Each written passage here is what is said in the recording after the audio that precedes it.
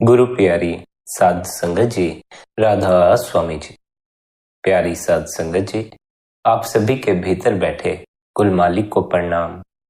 आप सभी को प्रणाम।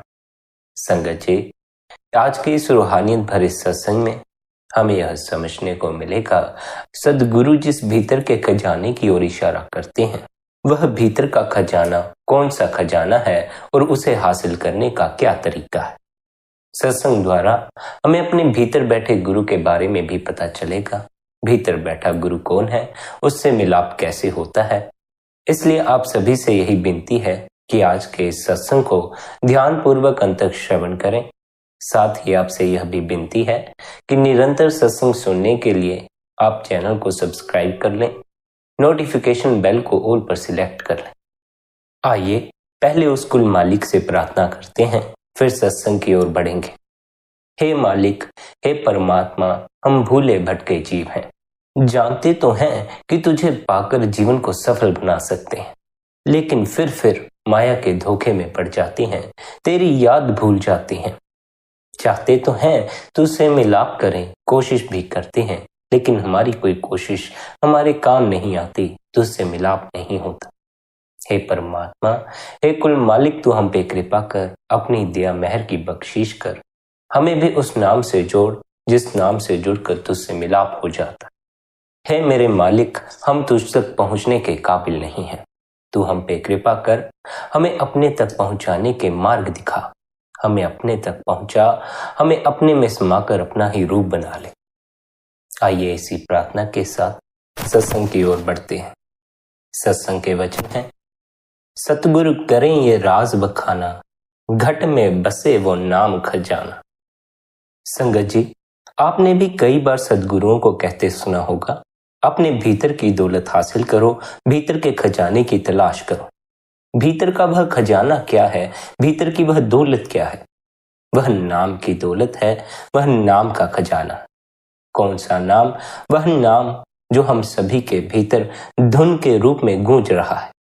सदगुरु कहते हैं, जो उस नाम की दौलत से जुड़ जाता है, अर्थात जो उस नाम के खजाने को हासिल कर लेता है, उसका उस मालिक से मिलाप हो जाता। नाम की दौलत सबसे ऊंची दौलत।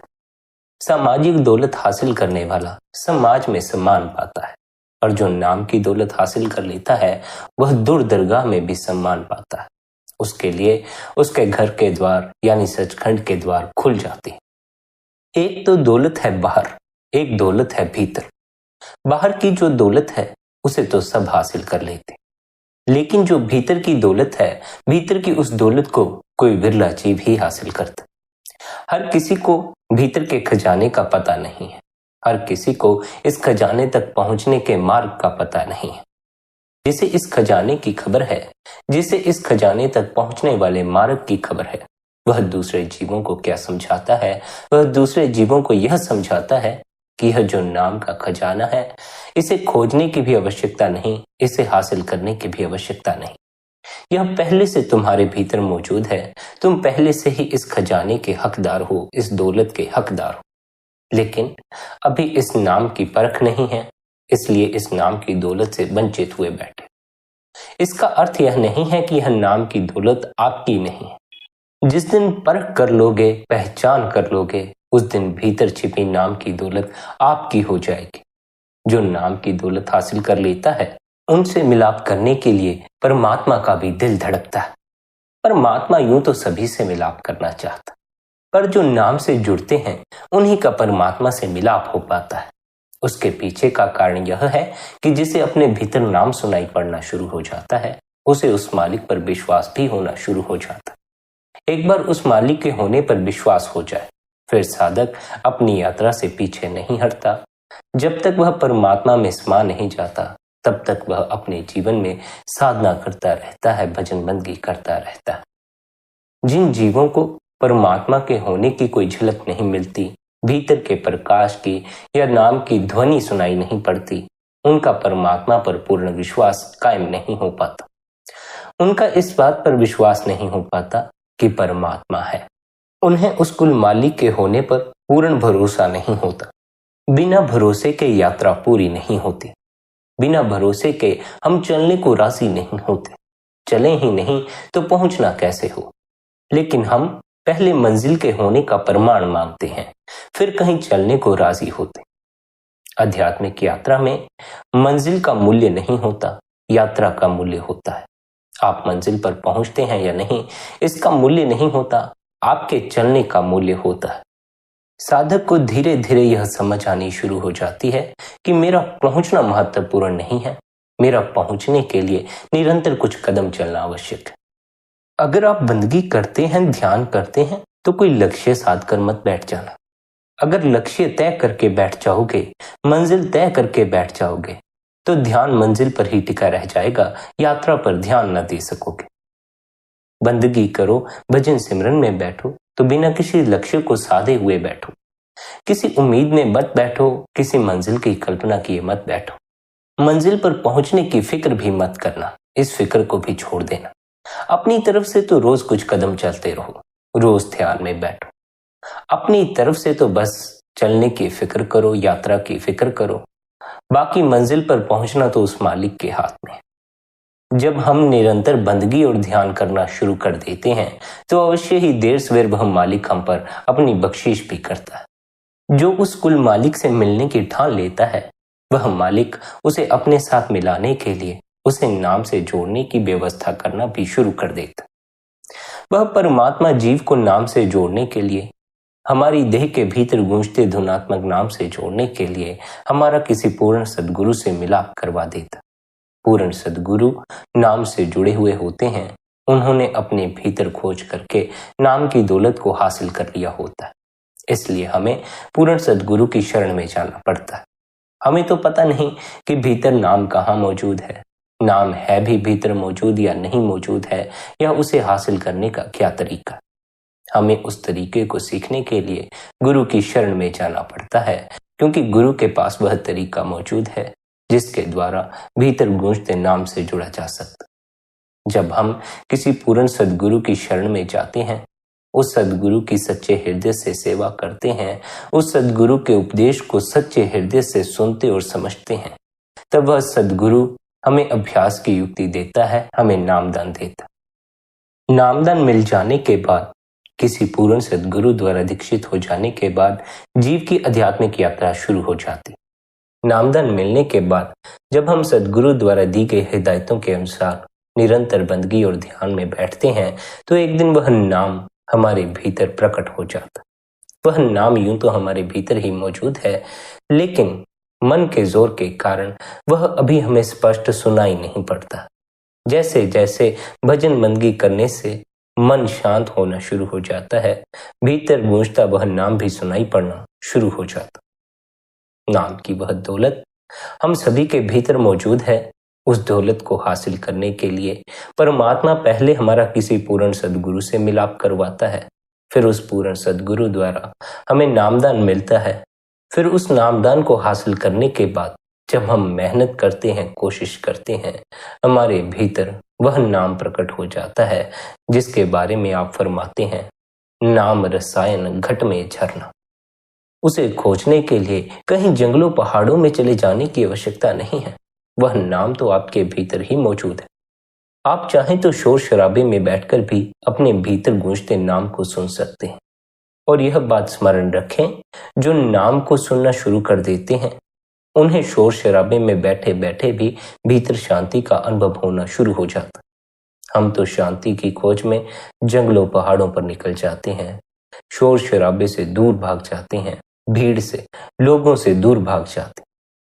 कहीं भी चले जाओ, अगर भीतर नाम सुनाई नहीं पड़ा है तो भीतर शांति नहीं आएगी। बाहर का वातावरण आपको शांत या अशांत नहीं करता है, आपके चित्त की अवस्था आपको शांत या अशांत बना देती है। अगर आप भीतर से ही अशांत हैं, तो आप चाहे कितनी ही शांति से भरी हुई जगह में चले जाएं, आप वहां जाकर भी अशांत ही होंगे, वहां जाकर भी आपके भीतर शांति की कोई किरण नहीं होगी। अगर आप भीतर से शांत हैं, फिर चाहे आप किसी भी ऐसी जगह बैठ जाएं जहां चारों तरफ अशांति ही अशांति हो, उस अशांति से भी आपको कोई फर्क नहीं पड़ेगा। इसलिए अगर जीवन में शांत होना हो तो मन के उपद्रव से दूर भागना, लोगों से दूर भागकर जंगलों पहाड़ों में छिपकर शांति का अनुभव नहीं हो जाता।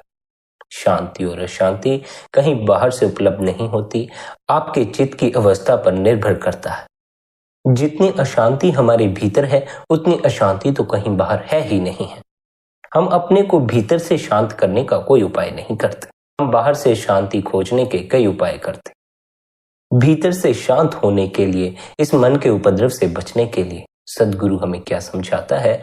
सद्गुरु समझाता है, आपके भीतर जैसे यह मन मौजूद है, इसी तरह भीतर नाम भी मौजूद है, एक मीठी सुरीली धुन भी मौजूद है। अगर आप उस धुन को सुनना शुरू कर दें तो यह मन आपका कुछ भी नहीं बिगाड़ पाएगा। उस धुन के मीठे स्वर जब आपको सुनाई पड़ते हैं तो मन का शोर भूल जाता है। फिर मन के शोर की ओर कोई ध्यान नहीं देता। मन के शोर की ओर तब तक ही हम ध्यान देते हैं जब तक नाम की मीठी धुन हमें सुनाई नहीं पड़े। नाम की धुन से जुड़ने का जो सबसे पहला कदम है वह है उस मालिक से मिलने की सच्ची चाह पैदा हो जाना। जिसके हृदय में उस मालिक से मिलने की सच्ची चाह पैदा हो जाती है, जब वह मालिक के सामने अपनी चाह प्रकट करता है, तब मालिक उसकी इस चाह को देखता है और देखता है क्या सच में यह मिलाप करना चाहता है या नहीं। अगर जीव सच में मिलाप करना चाहता हो तो वह कुल मालिक उस जीव का किसी पूर्ण सद्गुरु से मिलाप करवा देता। पूर्ण सद्गुरु फिर जीव को आगे के मार्ग की समझ बख्शता है, क्योंकि उस मालिक से तो हम रूबरू हो नहीं सकते, उससे तो हम देह रूप में मिल नहीं सकते, इसलिए वह हमें इस मार्ग की समझ भी नहीं दे पाता। यही कारण है कि वह परमात्मा जिसका कोई आकार नहीं है, आकार लेकर इस संसार में आता है।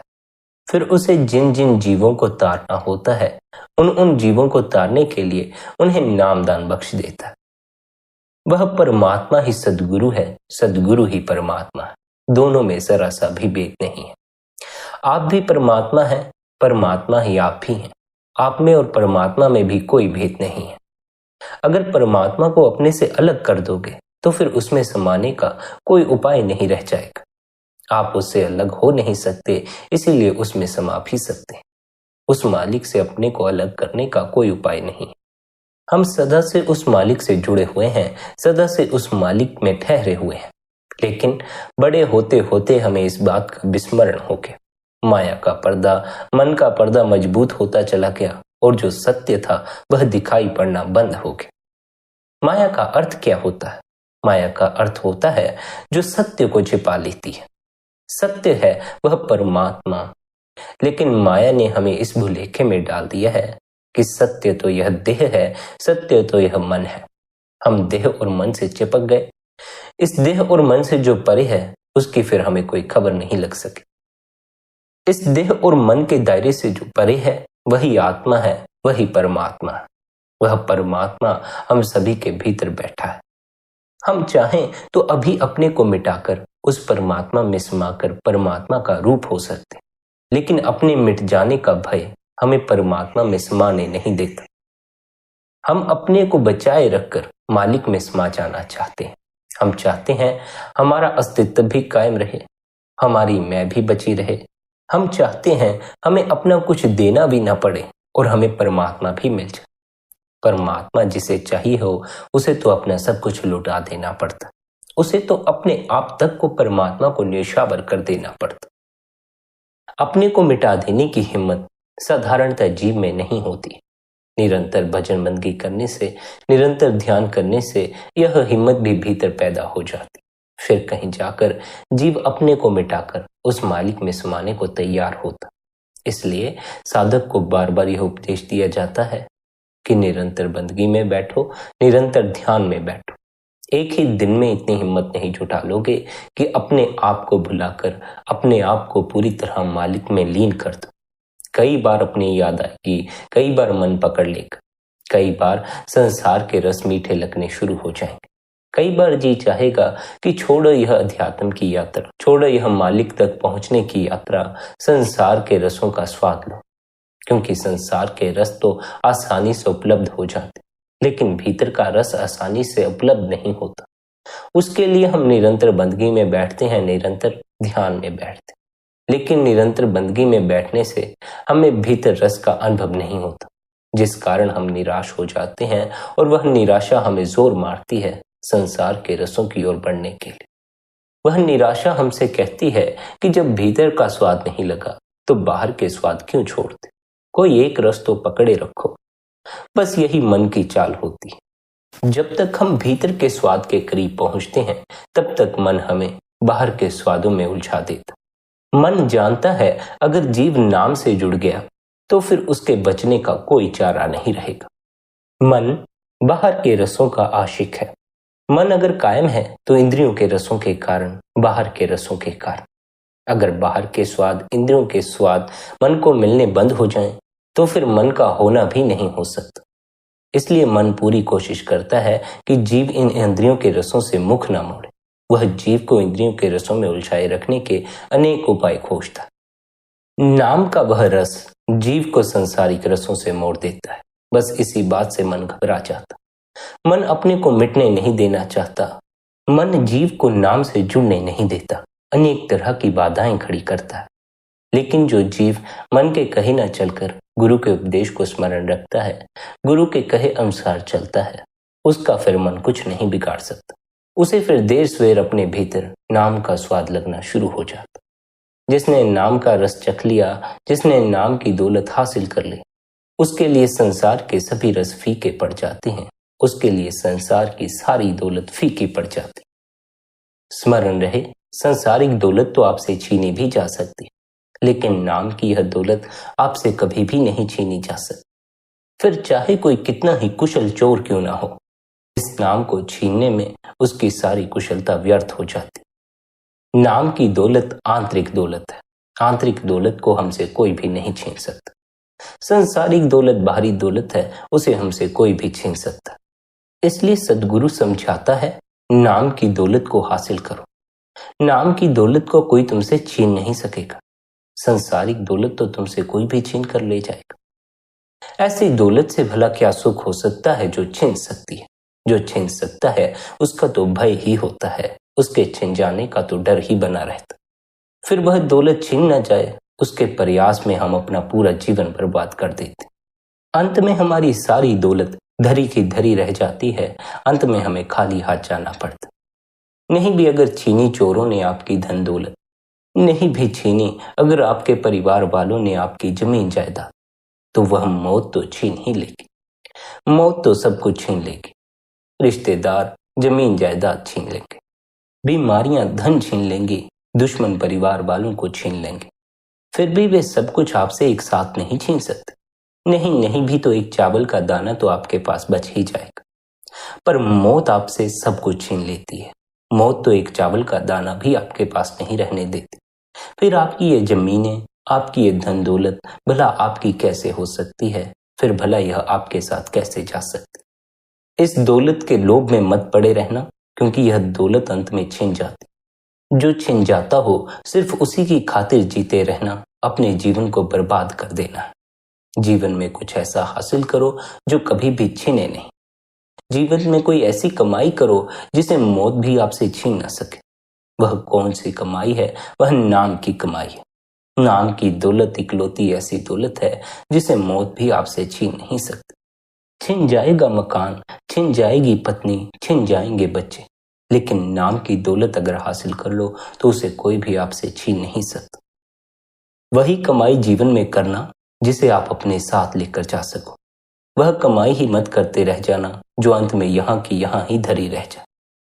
कितने ही लोग जमीन जायदादों की खातिर अपने ही घरों में क्लेश कर लेते, लेकिन क्या अंत में किसी के साथ उनकी जमीनें जाती हैं? किसी के साथ नहीं जाती। नाहक अपने रिश्ते बिगाड़ते हैं, अंत में हासिल भी कुछ नहीं कर पाते। पर जीव की सबसे बड़ी विडंबना यही है, जब तक अंत करीब नहीं आता उसे परिणाम की कोई खबर नहीं होती। वह परिणाम के बारे में तर्क नहीं होता। जैसे जैसे अंत करीब आने लगता है वैसे वैसे समझ आनी शुरू होती है कि जमीनों जायदादों के पीछे बिताया जीवन, स्त्रियों और पुरुषों के पीछे बिताया जीवन, धन के पीछे बिताया जीवन व्यर्थ का जीवन था। उससे हासिल कुछ भी नहीं हुआ। गलत बीज बो देने की खबर ही जीव को तब लगती है जब फल पकने के करीब होता है। अगर बीज बोते समय ही सतर्क हो जाओ, बीज बोते समय ही सही बीज बो, गलत बीज मत बो, तो फल पकने पर निराशा नहीं होगी। हमने बीज बोए हैं नीम के, और फल खाने की आशा रखते हैं आम की। ऐसा कैसे संभव हो सकता है? नीम के बीज बोओगे तो नीम की कड़वाहट ही चखने को मिलेगी, फिर आम का मीठा रस चखने को नहीं मिलने वाला। जवानी में तो गलत बीज बोते चले जाते हो। जब उम्र बीत जाती है, समय हाथ से निकल जाता है, फिर पछताते हो कि गलत बीज बो दिए। भला फिर पछताने से क्या लाभ होगा? फिर सोचते हो कि अतीत में जाकर जो गलत किया है उसे सुधारो। भला ऐसा करना संभव है? अतीत में कैसे जा सकते हो? जो हो गया उसे कैसे बदल सकते हो? उसे बदलने का कोई उपाय नहीं है। लेकिन सभी अतीत को बदल लेना चाहते हैं। सभी सोचते हैं कि जो हमने गलतियां की, काश हमें उन्हें बदलने का एक मौका मिल जाए। काश हम किसी ढंग से अतीत में चले जाएं और सब कुछ दोबारा से सही कर लें। जो बीत गया है उसे बदलने का कोई उपाय नहीं। जो बीत गया है, जैसा बीत गया है, उसे छोड़ दो, उसे पकड़े मत रखो। आगे के लिए सतर्क हो जाओ। आगे के लिए वही गलतियां मत दोहराना। आगे के लिए वही बीज बोना जिसका कि फल खाना हो, जिसका स्वाद चखना हो। जीवन के जो लम्हे बीत गए वो लम्हे बीत ही गए। अब उन लम्हों को दोबारा जीने का कोई उपाय नहीं है, ना ही उन लम्हों में कोई भी बदलाव किया जा सकता। इसलिए जो बीत गया उसे भूल जाएं, उसे छोड़ दें, उसे अपने भीतर पकड़े ना रखें। अगर पुराने को पकड़े रखोगे, पुराने से जुड़े रहोगे, जब तक पुराने से जुड़े रहोगे, नए के लिए द्वार नहीं खुलेंगे। जो जीवन बीता सो बीता, जो जीवन बचा है उसके प्रति सतर्क हो जाओ। जो जीवन बचा है उसे बेहतर बनाओ। जो जीवन बचा है, जो समय बचा है, उसे सुखी बनाओ। उसे ही सुखी बनाने के उपाय हैं। जो जीवन बीत चुका है उसे सुखी बनाने का कोई उपाय नहीं। जो जीवन बचा है, अगर उसे सुखी बनाना हो, अगर अपने कल को सुखी बनाना हो, तो हमें पहले अपने आज को सुखी बनाना पड़ता। अगर आप आज सुखी नहीं हैं, आज आप दुख में हैं, तो फिर कल भी आप दुख में ही होंगे। अगर आप आज सुख में हैं, तब ही कहीं आप कल भी सुखी हो सकते। इसलिए अपने आज को बदलने की तैयारी करें। आज को बदलने के लिए, आज सुखी होने के लिए हमें आज ही मन से ऊपर उठने के लिए अभ्यास भी करना होगा। लेकिन हम मन से ऊपर उठने की इस बात को स्थगित करते चले जाते। हम मन से ऊपर उठने को तैयार नहीं होते और अभ्यास में पूरी तरह लीन होने को आगे से आगे टालते चले जाते।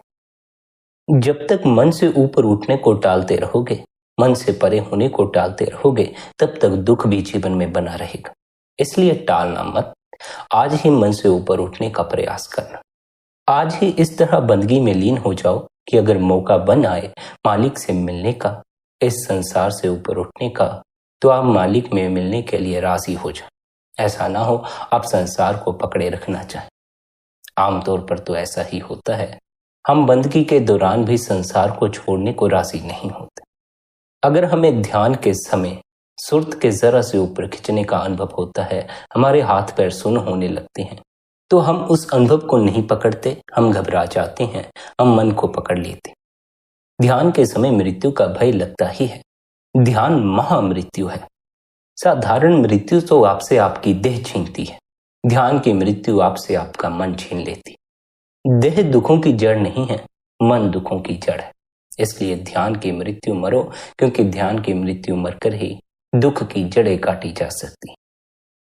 ध्यान के समय अगर मृत्यु का डर लगे तो डरना मत, अपने गुरु पर भरोसा रखकर ध्यान में बैठे रहना, बंदगी में बैठे रहना। हाथ पैर सुन्न होते हों, होने देना, फिक्र मत करना, अपने सदगुरु पर विश्वास रखना। देखो, अगर आपसे कहा जाता है कि सदगुरु पर अपने भरोसे को पक्का करो, तो वो इसीलिए कहा जाता है क्योंकि ध्यान के समय जीव को मृत्यु का भय सताने लगता। जीव को ऐसा लगता है कि अगर मैं और देर ध्यान में बैठा रहा तो मैं मर जाऊंगा। सुर्त के ऊपर खींचने पर ऐसा अनुभव होता। यहीं आपका सदगुरु पर विश्वास काम करता।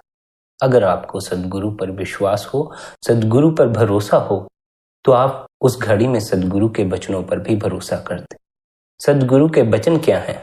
सदगुरु के वचन हैं कि अगर ध्यान के समय मृत्यु का डर लगे तो घबराओ मत, मरोगे नहीं, इसलिए मरने से डरना मत। यह जो मरने का भय है, यह मन पैदा करता है। ध्यान से मन मरता है। जब मन मरने लगता है, भीतर मरने के ख्याल खड़े कर देता। उन ख्यालों से घबराना मत। मन मरने के करीब होता है, इसलिए ऐसे ख्याल पैदा कर देता। जीव को यदि भयभीत करना हो तो सबसे आसान तरीका यही है कि उसे मृत्यु का भय पकड़ा दो। इसलिए मन उसे मृत्यु का भय पकड़ा देता है और जीव घबराकर ध्यान से बाहर आ जाता है, बंदगी से उठ जाता। बंदगी से उठना मत, हिम्मत रखना, अपने सद्गुरु पर भरोसा रखना। अगर कभी ऐसी अवस्था तक पहुंच जाओ, सुर्त के खिंचने का अनुभव हो, मृत्यु के ख्याल आने शुरू हो जाएं, तो डरना मत, घबराना मत, सद्गुरु पर विश्वास रख के उस पड़ाव को भी पार कर जाना। देखो, कभी ना कभी तो यह पड़ाव पार करना ही होगा। यह जो ध्यान के समय मृत्यु का भय उठता है, इस मृत्यु के भय से पार जाना पड़ता है। इससे पार जाने का एक ही तरीका है कि आप इससे होकर गुजर जाए। इससे डरे नहीं, यह आपको कुछ भी करने नहीं वाला है। यह भय जो भीतर उठता है, ये मात्र ख्याल होते हैं, मन की चाल होती है। मन के मिटते ही आप नाम की धुन में लीन हो जाते हैं और वह नाम की दौलत सदा के लिए आपकी हो जाती। फिर उस नाम की दौलत से कोई भी आपको अलग नहीं कर सकता, कोई उस दौलत को आपसे छीन नहीं सकता। यह जो नाम की दौलत है, यह जो नाम की धुन है, इसी को देहधारी सद्गुरु, अंतस में बैठा गुरु भी कहते। स्मरण रखें, आपके भीतर जो गुरु बैठा है वह यह धुनात्मक नाम है। इसलिए भीतर गुरु की कल्पनाएं करना शुरू न कर दें, गुरु के चेहरे का निर्माण करना शुरू न कर दें। अगर आपने ऐसा समझ लिया कि जो आपका गुरु बाहर है वही गुरु आपके भीतर प्रकट होगा, तो आप सिवाय कल्पनाओं में खोने के और कुछ नहीं करेंगे। मन हूबहू आपके गुरु का चेहरा भीतर भी निर्मित कर देगा। मन चित्र निर्मित करता। कई बार ऐसा हो जाता है कि सत्संगी ने बहुत बार गुरु को देखा होता, इसलिए मन पर गुरु के चेहरे की छाप छप जाती। वह छाप जब मन पे छप जाती है तो ध्यान के समय कभी वह छाप गहरे से निकलकर ऊपर आ जाता। जब मन में बसा गुरु का वह चेहरा सामने आकर खड़ा होता है तो शिष्य यह समझ लेते हैं हमारा भीतर बैठे गुरु से मिलाप हो गया, हमें भीतर गुरु का दर्शन हो गया। भीतर भटक मत जाना, मन गुरु के दर्शन भी करवा देता है, मन मालिक के दर्शन भी करवा देता। किसी तरह के किसी बहकावे में मत आना, किसी भी चित्र, किसी भी विचार, किसी भी कल्पना से जुड़ मत जाना, फिर वह विचार चाहे किसी का भी हो। अगर विचारों से जुड़ गए, इसका अर्थ हुआ कि मन से जुड़ गए। हमें तो जाना है मन से परे, क्योंकि मन से परे नाम मौजूद है। हम विचारों तक उलझे रह जाते। बहुत से लोग इस भ्रम में पड़ जाते हैं कि उन्होंने भीतर सद्गुरु को देख लिया है, हालांकि वह मन की झलक होती। इसी भुलेखे में पड़कर फिर वे अपनी साधना, अपना ध्यान छोड़ देते हैं और अहंकारी हो जाते। उन्हें इस बात का अहंकार पकड़ जाता है कि वे बहुत पहुंचे हुए साधक हैं। ऐसा कुछ भी नहीं होता है। मन के ऐसे छलावों में मत आ जाना, मन ने ऐसे कई छलावे फैलाए हुए हैं। मन जीव को मालिक के नाम पे भी भटका देता है, सद्गुरु के नाम पर भी भटका देता है। इसलिए मन के प्रति तो बिल्कुल सतर्क हो जाए। यही कारण है कि आपसे कहा जाता है ध्यान के समय अगर आपको भीतर कुछ भी दिखाई पड़े तो उससे अपने आप को जोड़ मत लेना। फिर चाहे सद्गुरु का चेहरा ही दिखाई पड़ता हो, अगर उससे भी अपने आप को जोड़ लोगे तो दुविधा में पड़ जाओगे। स्मरण रहे, हमें जुड़ना है उससे जहां आकार विलीन हो जाते। हम भीतर जिस गुरु को देखते हैं वह गुरु का आकार होता है। गुरु का जो देह होती है उसे ही हम भीतर मन के द्वारा देख लेते हैं और उसे देखकर ही हम भीतर बैठे गुरु से मिलाप होने का ढिंढोरा पीट देते। भीतर बैठा गुरु आपसे देह रूप में आकर नहीं मिलता है, भीतर बैठा गुरु आपसे धुन या प्रकाश के रूप में आकर मिलता है। भीतर मौजूद उस धुन या प्रकाश को ही सद्गुरुओं ने नाम कहा। उस नाम से जुड़ना है, हमें उस नाम से जुड़ना है। वही हमारा सच्चा गुरु है, वही हमारा भीतर बैठा गुरु। देहधारी गुरु इस संसार में जीव को भीतर बैठे गुरु से जोड़ने के लिए आते। देहधारी गुरु का उद्देश्य होता है कि वो जीव को उसके भीतर बैठे गुरु के प्रति यानी नाम के प्रति सचेत करे। देहधारी गुरु हमें देह और मन के बंधन से ऊपर उठाता है। नाम रूपी गुरु हमें मालिक से मिलाता। इसलिए सद्गुरु की देह से मत चिपक जाना, चिपक गए तो भटक गए। सद्गुरु की देह से चिपक गए तो मन सद्गुरु की देह हूबहू भीतर भी निर्मित कर लेगा, फिर भुलेखे में डाल देगा कि गुरु के दर्शन होगा। उस नाम रूपी गुरु से जब तक जोड़ नहीं जाते तब तक मन की सुनने की आवश्यकता नहीं, तब तक इसके कहे अनुसार मत चलना। अगर चले तो यह भटकाएगा। एक बार उस नाम से जुड़ गए, फिर यह मन दखल नहीं देगा। फिर वह नाम आपको मार्ग दिखाएगा, वह नाम आपको सही रास्ते पर लेकर जाएगा। फिर वह आपका गुरु हो जाएगा। गुरु अपने शिष्य को मार्ग दिखाता, देहधारी गुरु भीतर उतरने का मार्ग दिखाता है, और जो भीतर बैठा नाम रूपी गुरु है, वह रूहानियत के सूक्ष्म मार्ग के दर्शन करवा देता। नाम हमें मालिक तक पहुंचाता, देहधारी सदगुरु हमें नाम तक पहुंचाता। इसलिए हम सदगुरु पर बलिहार जाते हैं, इसलिए हम सदगुरु की सेवा करते हैं, क्योंकि उसकी हम पर बड़ी दया मेहर है। उसने हमें उस नाम से जुड़ने का तरीका समझाया, उस नाम तक पहुंचने की विधि समझाई। अगर हमें हमारा देहधारी सदगुरु भीतर बैठे नाम के बारे में नहीं समझाता, तो हम कभी भी भीतर छिपे नाम की खोज ही नहीं करते। अगर देहधारी सदगुरु हमें भीतर छिपे नाम के बारे में नहीं समझाता, तो हमें कभी भी भीतर छिपे नाम की खबर न लगती। फिर हम संसार में ही भटकते रह जाते, माया के जाल में ही उलझे रह जाते। यह तो देहधारी सदगुरु की हम पर कृपा है कि उन्होंने हमें नामदान बख्श दिया, हमें भजन बंदगी करने का तरीका समझा दिया। अगर हम निरंतर भजन बंदगी करें, सदगुरु के उपदेश की पालना करें, तो यह माया का पर्दा भी देर सवेर हट जाता है और वह नाम की दौलत हासिल हो जाती। अगर जीवन में कोई दौलत हासिल करनी हो, तो नाम की दौलत ही हासिल करना, क्योंकि उसे ना तो कोई आपसे छीन सकता है और ना ही कोई इस दौलत को नष्ट कर सकता। पर अगर आपको इस नाम के खजाने की खबर लग जाए, तो इसका दूसरों में ढिंढोरा ना पीटे, क्योंकि अगर दूसरों को इस दौलत की खबर लगी, तो वह इसे छीनने का प्रयास तो करेंगे ही, इसे नष्ट करने के प्रयास तो करेंगे ही, पर वे इसे तो नष्ट नहीं कर पाएंगे। इसे नष्ट करने के चक्कर में वे आपकी देह को नष्ट करेंगे, आपकी देह को नुकसान पहुंचाएंगे। जब जीव स्वयं भीतर के आनंद को हासिल नहीं कर पाया, भीतर की शांति को हासिल नहीं कर पाया, तो उसने सदगुरु के भीतर के आनंद को छीनने के प्रयास किए।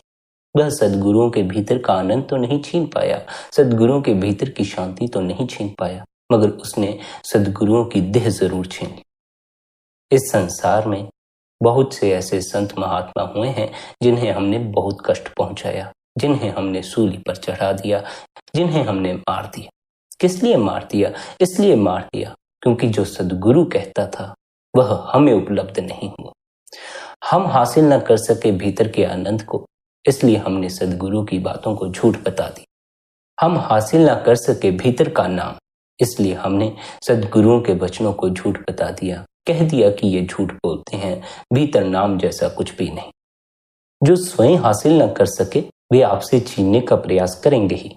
इसलिए अगर आप नाम की दौलत हासिल कर लें, तो उसे संभाल कर रखना आपकी जिम्मेवारी है। उसका ढिंढोरा नहीं पीटना है, उसके बारे में दूसरों को पता भी मत लगने दें। अपने आनंद में रहना, अपनी मस्ती में जीना। कोई पूछे कि क्या हुआ, तो कह देना मालिक की कृपा है। बस उस मालिक की कृपा है, इसी बात का आनंद है। सोए हुए लोगों को जगाने के प्रयास में मत लग जाना।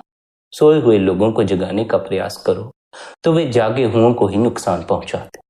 इसलिए अपने जागरण की फिक्र करना, अपने भीतर के दिए को जगाना।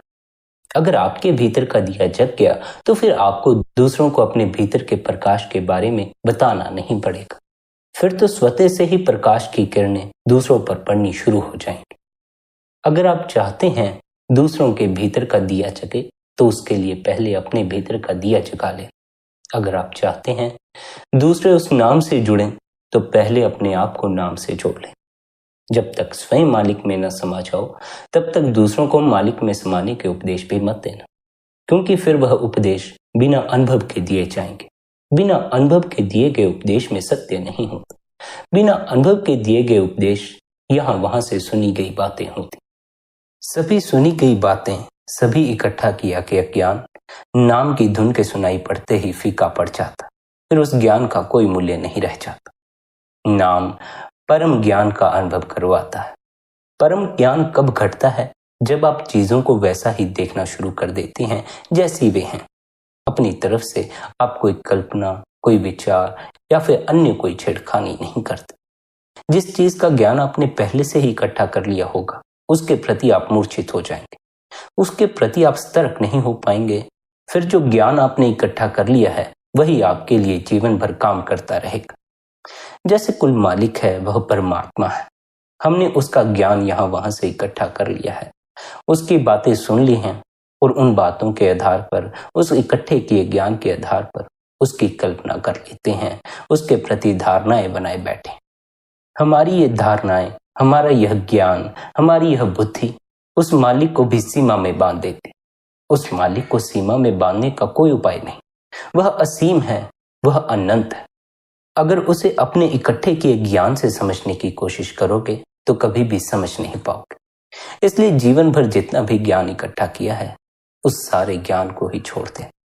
जितनी जल्दी बाहरी ज्ञान से अपने आप को खाली करोगे उतनी जल्दी ही आंतरिक ज्ञान से भरते चले जाओ। अंतस का ज्ञान ही परम ज्ञान है। उस ज्ञान को जो हासिल कर लेता है उसका देह के बंधनों से छुटकारा हो जाता। उससे फिर इस माया की नगरी में दोबारा आकर धक्के नहीं खाने पड़ते।